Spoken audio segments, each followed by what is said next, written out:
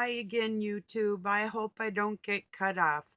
I was thinking about what it's like growing up in a narcissistic family. And when you're in the midst of it, you know that things are different, but you don't know really why or how, like your parents will keep you away from certain people, but they'll let you be around other people, or if you were like the black sheep, and even if you didn't say anything, they could tell by the look in your eye that you were disturbed at the things that were going on. And there's typically like a golden child that is more like a co parent. They have a say so. They're like a mirror image of the narcissist.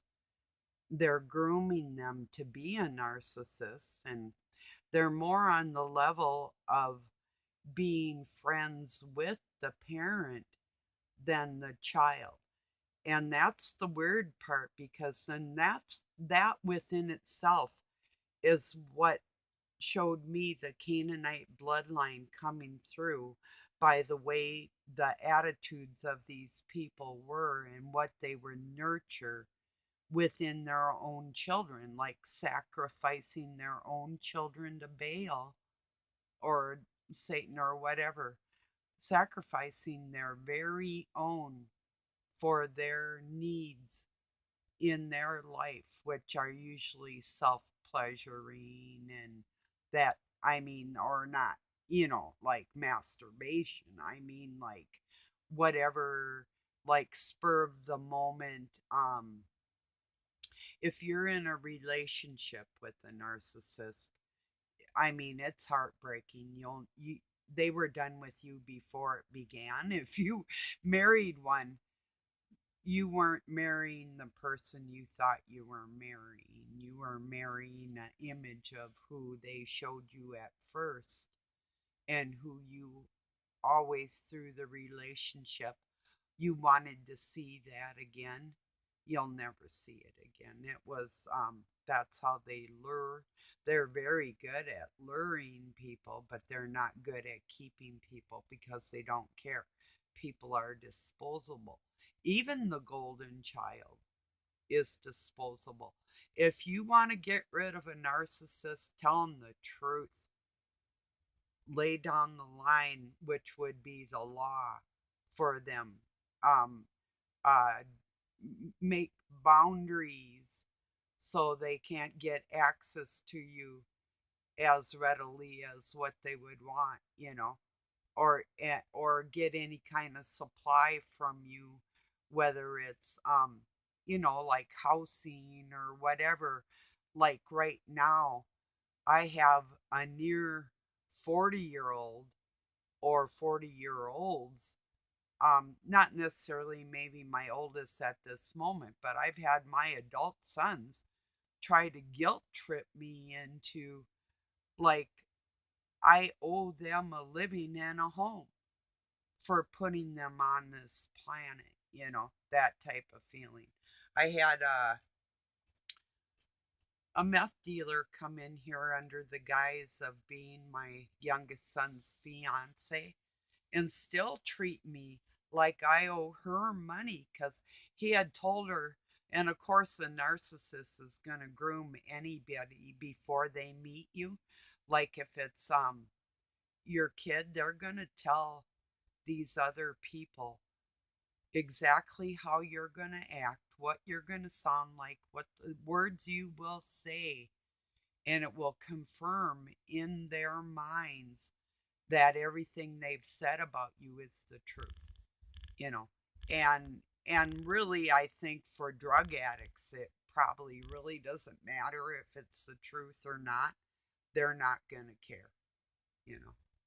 But yeah, I had to kick them out, and I told them both of them were welcome here. If they get God in their heart, they'd be welcome back in my home, and not until. That's pretty simple, you know. So anyway, and I was just thinking of how even my oldest son was being groomed to, like basically co-parent or even start to boss me around, or how the littler younger one was pushed away by both of them, trying to make, that push pull narcissist thing to make that little guy want more attention from that, just from the cold shoulder, silent treatment, or actual physical pushing, you know, or how some of you might have had, like Doug did, a mother, a narcissist mother that had a golden child, and it wasn't Doug. And she spent most of her time laying in her bed and feeling sorry for herself in life. I mean, yeah, we all have our moments where we're down. That's the dark night of the soul. If you've ever been there and didn't feel like living, it's pretty hard to move around when you don't feel like living. But if you're a self-centered, like, okay, let's put it this way, somebody in that, you hear me, you'll hear this. If you're in that position, and it could even be like your favorite person or one of your favorite people in the world shows up, or it could be not even anybody you knew, and you wouldn't pay it any mind. A narcissist, if they're laying on their deathbed and somebody comes into their life, they're like up and feeling just all spry. Or you know what I'm saying. Dark night of the soul, you're there, you're incapacitated, you're begging God for help. Not a narcissist. That don't work like that with them. Somebody can come to the door when you're down in the dumps, and um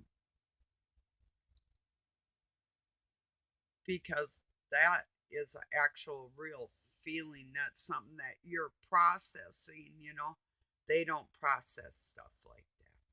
They'll take a nap when they're tired or crabby or sick or whatever. But if there's a supply to impress, they'll be right at it. Trust me. you know.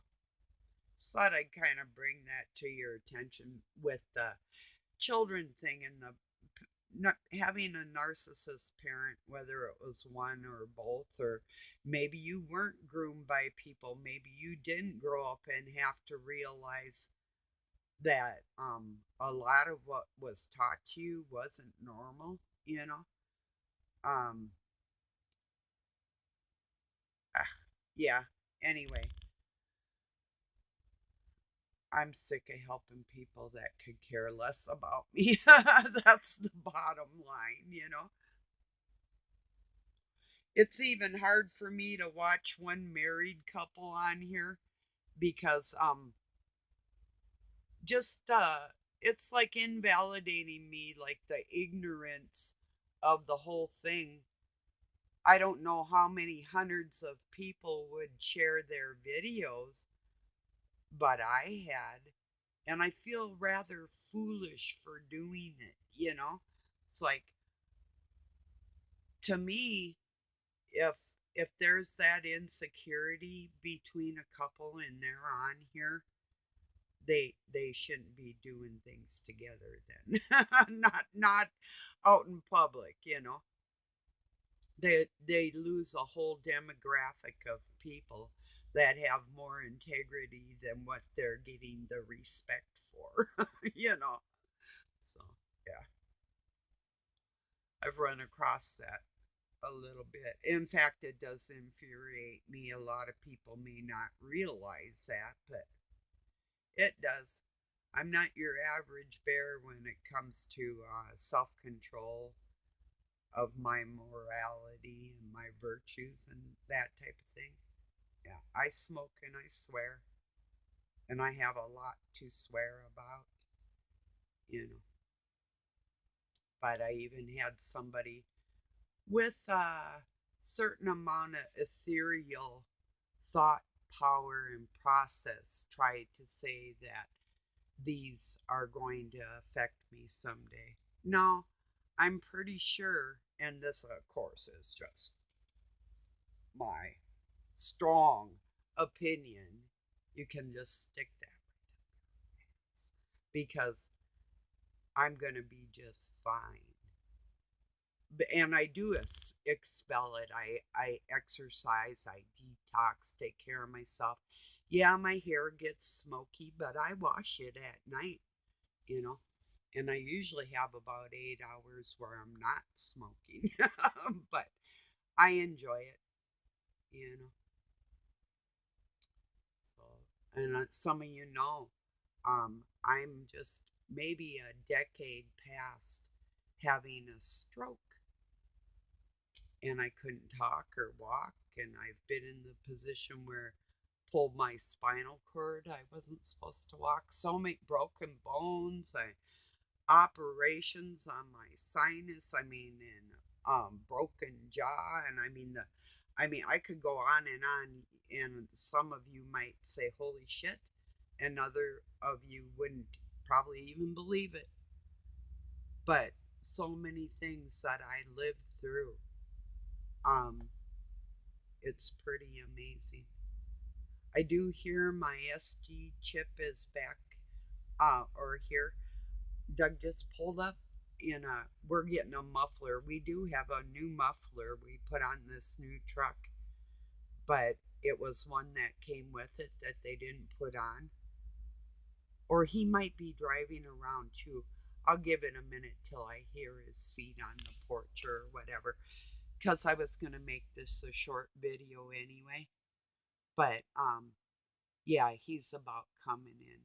So anyway, my point with the whole thing was the people that would sacrifice their own children. I think these entities knew each other long ago, and they know full well what they're doing, and they were put in our lives to destroy us, and that's who they are. If you really feel me on that, let me know, because that's what I believe. So, okay, everybody, thank you for joining me. I'll talk to you soon. Peace and love from Pine City, Minnesota, USA. Have a good night or day wherever you're at.